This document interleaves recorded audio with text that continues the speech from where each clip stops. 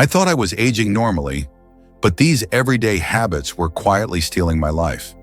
It began in the smallest ways. I'd forget what I walked into the kitchen for. I'd feel winded after taking just one flight of stairs. My knees would ache before I even stood up. And I told myself, this must be what aging feels like. Quiet decline, little stumbles, harmless discomfort. But one morning I reached down to tie my shoes and couldn't get back up without leaning on the table. That was the moment something shifted inside me, not just physically, but emotionally. I wasn't afraid of aging. I was afraid of shrinking inside my own life. I started to ask myself, what if this isn't just age catching up? What if there are things I'm doing every day without thinking that are making everything worse? No doctor had warned me. No pamphlet came in the mail after I turned 70. But when I looked closely, I realized my habits were no longer harmless. They were holding me back. Some were things I thought were protecting me. Others, I never even questioned. But once I did, I saw clearly.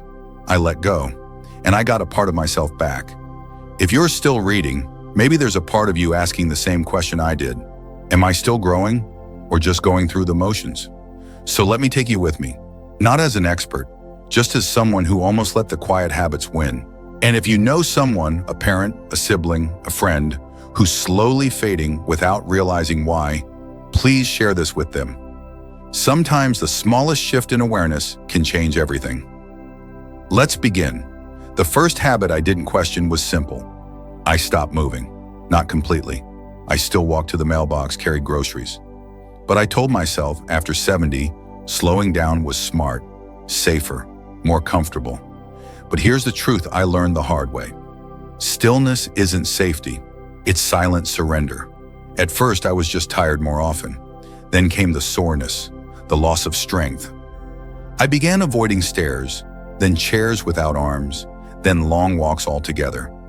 I called it taking it easy, but it was slowly taking me. It wasn't until I saw Gilbert, an old friend, 82 years old, getting up from a bench with no help, that I felt the weight of what I'd lost. He told me he had started doing 5 minutes of strength work each morning. Nothing complicated, standing up from chairs without using his hands, holding soup cans, balancing beside the sink. It sounded too simple to matter, but I tried it, and within weeks I felt a change. Not just in my legs, but in my confidence. I could carry my bag again, walk into stores without searching for the cart. I even got on the floor to play with my grandson, and got back up without fear. That's when I understood, strength isn't about vanity, it's about freedom. And every time we choose stillness over movement, we trade a bit of that freedom away. If you're still reading this, thank you. It tells me something about you, that you haven't given up on feeling better, that you still believe change is possible, that you know your body is still worth taking care of. And I want to say this gently but clearly, you're right. Let's keep going. The second habit crept in unnoticed. I was still eating like I was 45. Same portion sizes, same meals at the same times, the same comfort food I grew up with. Bread, red meat, buttery dishes, sweets in the evening. I never thought much of it. That's how I'd always eaten. And for most of my life, it worked. But my body had changed, and I hadn't. The signs were subtle. Bloating after dinner, feeling foggy mid-afternoon, that sluggish heaviness that made me want to nap instead of walk. I just thought I was slowing down. Then I met Scarlett. She was 75, bright-eyed and full of energy. We were at a community lunch, and I noticed her plate. Smaller portions, but full of color. Leafy greens, roasted vegetables, grilled fish, fresh fruit. She didn't eat less because she had to. She ate smarter because she wanted to feel better. She told me, you wouldn't wear the same shoes from your 30s. Why feed your 70-year-old body the same way you did back then? That landed deep, so I changed. Not drastically, just intentionally. I cut down on portions, added more fiber, lighter proteins, fresh vegetables. I paid attention to how I felt after eating, not just during, and within weeks my digestion improved. My energy came back, my clothes fit better, I slept more soundly. It wasn't about dieting, it was about finally feeding the body I have now, not the one I used to have. And in that change, I felt something else, Peace, the kind that comes from not fighting reality, but working with it, respecting it. You see, aging doesn't ask us to give up. It asks us to adapt, to become wiser in how we live, to listen a little more closely to the body that has carried us this far, and to let go of the habits we no longer need, even the ones that once made sense. Because if we don't, they slowly, quietly take more than we realize. In the next part, I'll share a moment that shook me to my core. The day I realized I had unintentionally isolated myself from the world, and how one unexpected moment of connection pulled me back to life. And if this message has spoken to you so far, consider sharing it with someone who may also be slipping into habits that steal more than they protect. You never know whose life it might gently shift. It's a strange thing, how silence can grow so slowly that you don't even notice it. At first, I just didn't feel like going out much. Then I told myself I was too tired to make phone calls. Then the invitations stopped coming altogether. I called it peace, but it wasn't peace, it was disconnection. I had slipped into a kind of loneliness that wore a quiet disguise, one that looked like rest, but felt like forgetting who I was. After my husband passed, I thought I needed space, and maybe I did for a while. But what began as mourning turned into a pattern, one that lasted far longer than I expected. I told myself I liked the quiet, that I didn't need to see people, that I was okay, but I wasn't. I noticed it one morning when I couldn't remember what day of the week it was, not because I was forgetful, but because every day felt the same. Time was blurring. I was drifting. It was my daughter who gently nudged me. She signed me up for a local senior yoga class. I resisted. Yoga isn't for me, I told her. I'm too stiff. I'd feel out of place. She smiled and said, "That's exactly why you should go." So I went, begrudgingly. The room smelled like lavender and floor mats. There were maybe 10 of us, men and women in their 60s, 70s, even 80s. I didn't know anyone. I felt awkward, but then someone cracked a joke about how getting up from the floor was the real challenge, and we all laughed. Just like that, I wasn't alone. Before class, we'd chat. After class, we'd linger. One woman brought fresh-baked cookies. Another invited me to a weekly book circle.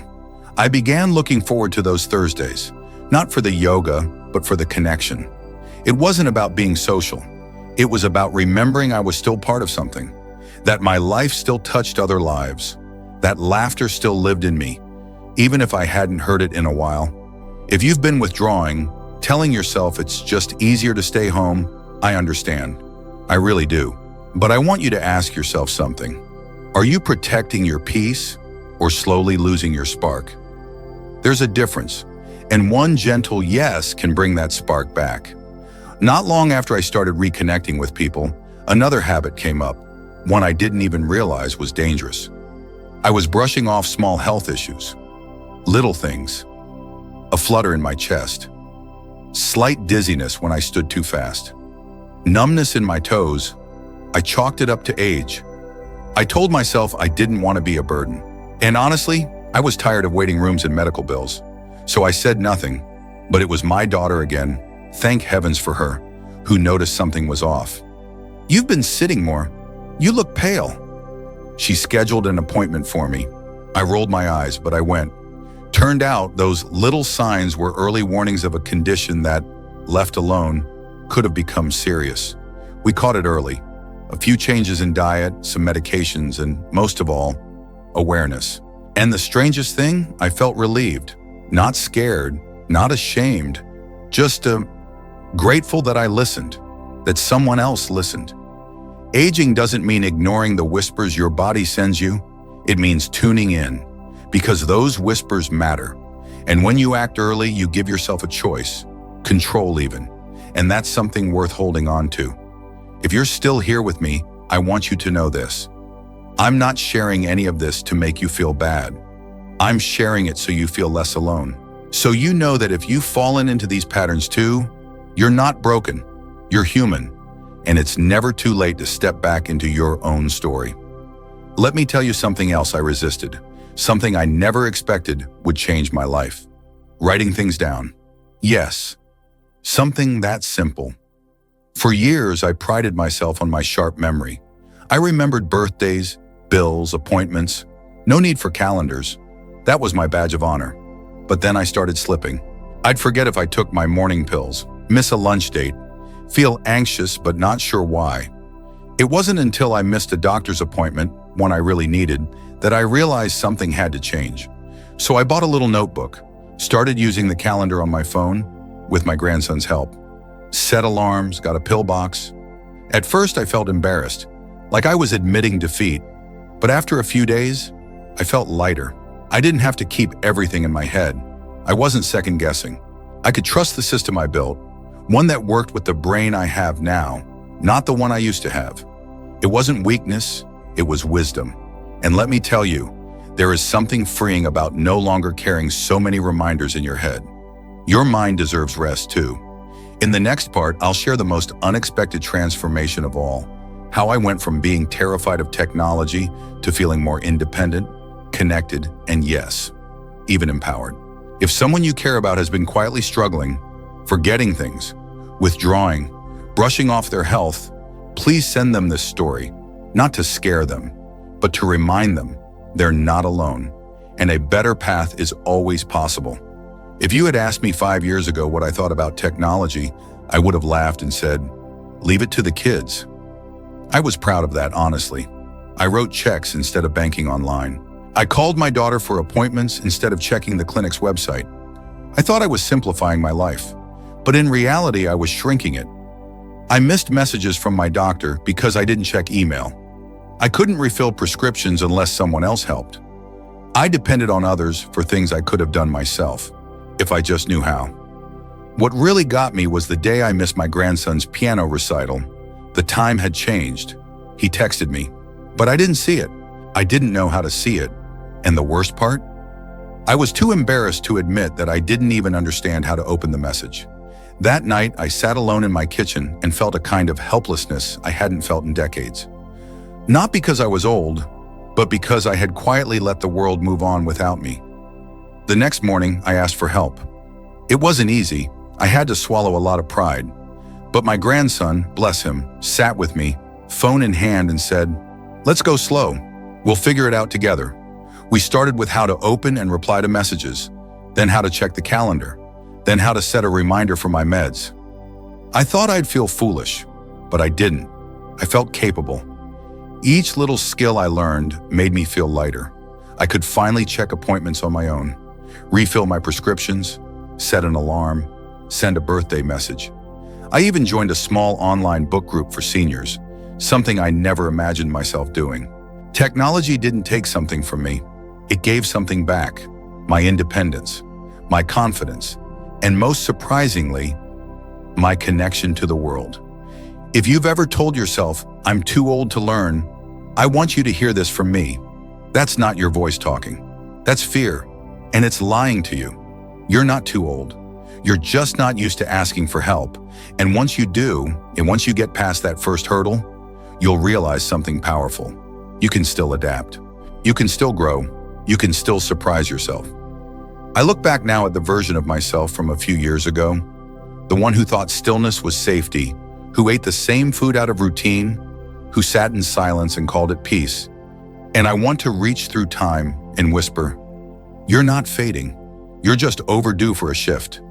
These 6 habits, quiet, seemingly harmless, almost stole the joy from my days. And not one of them changed overnight. But when I saw them for what they were, when I chose to loosen my grip and let them go, I made space for something better. Not a perfect life, but a more honest one, a more energized one, a more alive one. So if any part of my story has felt familiar, if you've caught yourself saying, "It's just age," when something felt off, please take this as your gentle nudge. It's not too late. You're not too far gone. And there is so much life left in you, more than you know. If this story touched you, share it with someone you love, a parent, a neighbor, a friend who's been quiet lately. You never know what one small insight might unlock for someone else. And if you're still here with me at the end of this journey, leave a comment and let me know which part of the story resonated most with you. I'd love to hear your thoughts. And of course, if you'd like more videos like this, real, gentle, honest reminders that you're not alone, don't forget to subscribe and turn on notifications. We're in this together. Until next time.